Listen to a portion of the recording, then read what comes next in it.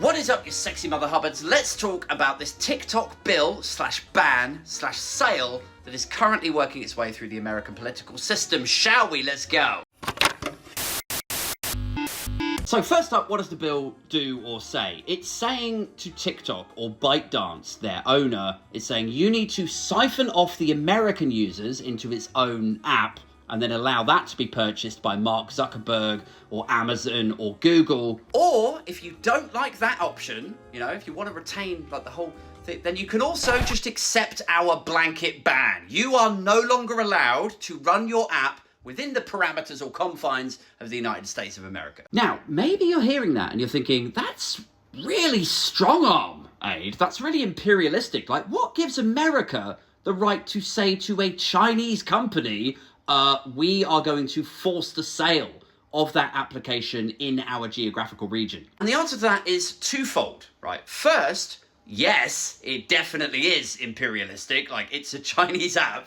Why, like, how can America force that sale? It doesn't make any sense to me at all. Like, it completely goes against the principles of the free market. Second, this is politics, guys. That's it. That's all this is. I don't want to turn this whole story into some sort of vindication piece about me, like patting myself on the back. But do you remember all those times when people like me were ranting on TikTok or YouTube or Twitter about something to do with politics, and you were watching or reading and going like, why is he always so angry? Why is he ranting all the time? God, if I was him, I'd be embarrassed. Well, it's because of things like this. Like, this is what happens when power and money and corruption go unchecked. Like, right now, it's just something kind of silly, and insignificant. Like, maybe TikTok is your world. Maybe you love it.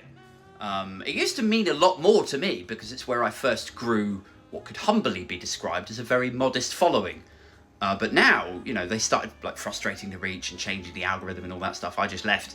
I went over to YouTube pretty much. I just use it as a video editor now. But the point remains, lobbying has happened and it's had a real world effect on something that you may or may not have used as a support structure. Like, right now, it's TikTok, but next time it could be what? It could be your socialised healthcare here in the UK. They'll completely strip away your mother's cancer treatment from her. They'll say that chemo is a threat to national security or something, and I'll be ranting about it, and you'll be like, why is he always angry all the time? Why is he always ranting? Anyway, I suppose I should get on to what has actually taken place. Like, what is the lobbying that Facebook have done here? So, Mark Zuckerberg, right? Mr. Meta, Mr. Facebook. He's running Facebook for years and years and years. Then up come these sort of rivals, right? Some greater rivals than others. Twitter began really gaining traction. They had this sexy new user experience and UI and profile pages, and people were really getting into the idea of microblogging. So Zuckerberg changed Facebook profiles to look like Twitter profiles. That was a big thing. Didn't really work for him because the people who were on Facebook are there to share like family photos and, paragraph long statuses. On Twitter, it's a different thing, different proposition, but it didn't stop him copying it shamelessly. Did the same thing with Snapchat as well. Snapchat came up with this stories features and filters. Zuckerberg was like, we can't have that. I'm all for ingenuity and thinking up new technological features and experiences, but also, if they think of something first, I'll definitely copy it. So he did it with Twitter, he did it with Snap, and to varying degrees of success. Anyway, along comes this ByteDance app, later renamed to TikTok, and it just gobbles the market. It's a beast, okay? People love this app. They love lip syncing and doing silly dances. So Zuck does what Zuck does best, and he just tries to copy it again, but this time it just doesn't work. Like, TikTok have already gobbled up so much of the market, he just can't compete. TikTok is colossal. And Meta, with Reels on Instagram, they just can't compete with it. So a few of the bright sparks at Meta were like, well, I guess we've just got to, try rebuilding it again. Maybe we could build something in WhatsApp, or maybe we could change it, Facebook could become the new thing. Anyway, he worked out at some point, he doesn't even need to rebuild this thing.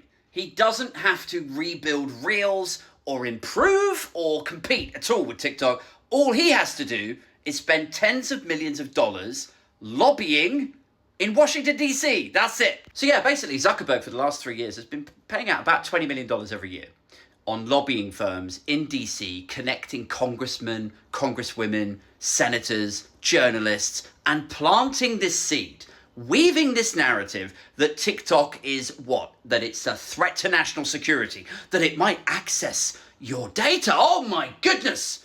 I'm sure Meta would never do that. I'm sure Zuckerberg would never drink in your user data and sell it on the open market. Basically, this is what's happened, right? $20 million every year, that's what you're paying, and the product that you're buying, if you are Mark Zuckerberg, is a ban on TikTok. And this is why people like me scream at our phones, because things have to change. You know, it can't be right that a billionaire gets to just throw a few million at something, breaks it for everyone, and then we all just have to deal with it.